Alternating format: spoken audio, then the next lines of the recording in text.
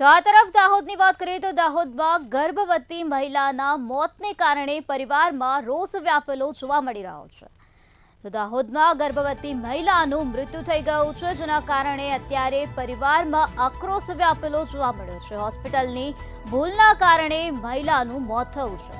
મહિલાને પ્રસૂતિનો દુખાવો થતા મહિલાને હોસ્પિટલમાં લાવવામાં આવી હતી, ત્યારે ખાનગી હોસ્પિટલમાં મહિલાની સારવાર ન કરાયાના આક્ષેપ કરવામાં આવ્યા છે।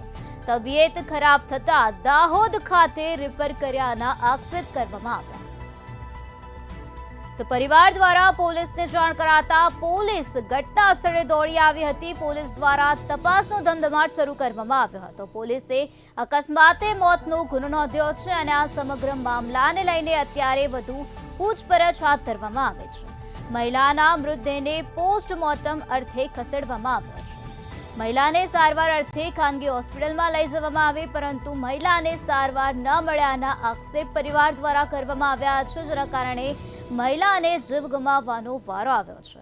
ગર્ભવતી મહિલાનું મૃત્યુ થઈ ગયું છે, જેના કારણે અત્યારે પરિવારમાં ભારે રોષ વ્યાપેલો જોવા મળ્યો છે।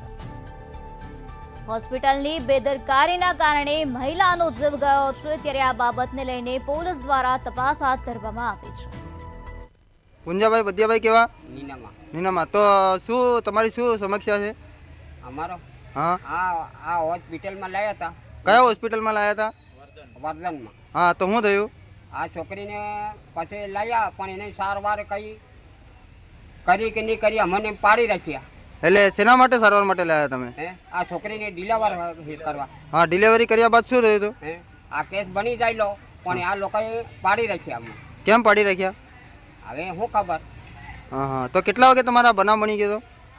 1 વાગે બની તો કે હા, પછી તમને વરદાન હોસ્પિટલમાંથી શું કહેવામાં આવ્યું?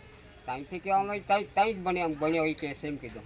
કંઈ અહીં વર્ધનમાં તમને વરદાન હોસ્પિટલમાં લઈ ગયા હતા, તો ડૉક્ટર સાહેબે શું કીધું તમને? વરદાનવાળાએ ઝાયડસમાં શું કીધું? ઝાયડસવાળા કીધું કાંઈ કેસ બની ગયો એમ। હા હા, તો એવું પરિપત્ર ઝાયડસવાળાએ તમને લખીને આપ્યું છે? હે પેલો કાગળિયો તમારી જોડે છે? હા. છે ને।